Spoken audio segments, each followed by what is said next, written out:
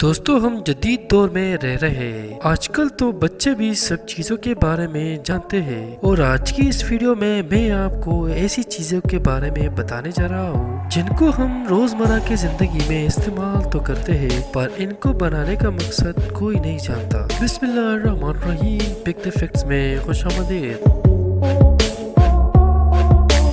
تو چلیے اصل موضوع کی طرف چلتے ہیں۔ Number 1، sinkhole. دوستو، ہر سنک کے نیچے ایک ہول ہوتا ہے جس سے پانی پائپ کے ذریعے سے باہر نکل جاتی ہے۔ آپ نے سنک ہولز کے کور دیکھے ہوں گے۔ اصل میں ان کا مقصد سنک میں پانی بھر کر ڈشز وغیرہ یا چیزوں کو واش کرنا ہوتا ہے، لیکن ان کو بھر کر بہت کم لوگ ہی استعمال کرتے ہیں۔ لیکن شاید آپ نے سنک میں موجود ایک سائیڈ ہول دیکھا ہوگا۔ یہ ہول ہر طرح کے سنکس میں ہوتا ہے، لیکن اس کو بنانے کا مقصد بہت ہی کم لوگ جانتے ہیں۔ اصل میں یہ ہول گھر میں پانی بھر جانے سے بچانے کے لیے بنایا گیا ہے۔ مثال کے طور پر اگر کوئی شخص نل اوپن کر کے بند کرنا بھول جائے اور سنک پانی سے بھر جائے تو پانی اس ہول سے ڈرین پائپ کے ذریعے سے نکل جائے گا اور پانی سنک سے باہر نہیں آئے گا۔ نمبر 2، فرنٹ پاکٹ ان جیکٹ۔ دوستو،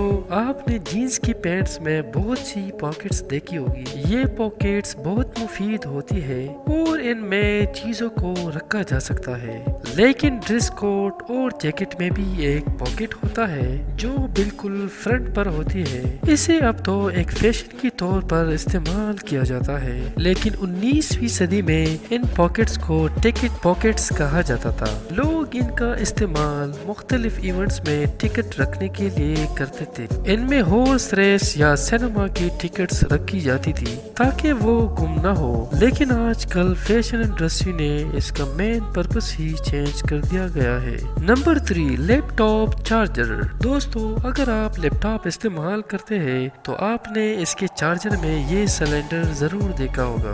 ہم ان کو دیکھتے تو ہے، پر ان کا پرپس شاید ہی کم لوگ جانتے ہیں۔ اصل میں اس کو فیرٹ بیٹ کہا جاتا ہے۔ یہ ہائی فریکوینسی کو لیپ ٹاپ کے سرکٹس میں آنے سے روکتا ہے۔ یہ ہائی فریکوینسی نوائسز کو لیپ ٹاپ کے الیکٹرونک سرکٹس میں آنے سے روکتا ہے۔ یہ انڈکٹر ہوتا ہے جو لیپ ٹاپ کے اندر ہائی سگنلز فریکوینسی کی ریڈیشن اور کنڈکشن کو کنٹرول کرتا ہے۔ یعنی یہ چھوٹی سی چیز بہت کام کی ہوتی ہے اور لیپ ٹاپ کو خراب ہونے سے بچاتی ہے۔ نمبر 4، لولی پاپ۔ دوستو، ہم سب جانتے ہیں لولی پاپ بچوں کی فیورٹ کینڈی ہے۔ ہم سب نے بھی بچپن میں ان کو ضرور کھایا ہوگا۔ کیا آپ نے کبھی نوٹ کیا ہے کہ لولی پاپ کے اسٹک کے آخر میں ایک چھوٹا سا ہول ہوتا ہے؟ بچے سمجھتے ہیں کہ یہ کسی طرح کی سیٹی یا ہارن کے لیے ہوتا ہے، لیکن اس ہول کا یہ مقصد بالکل نہیں ہے۔ اصل میں اس ہول کی مدد سے ہی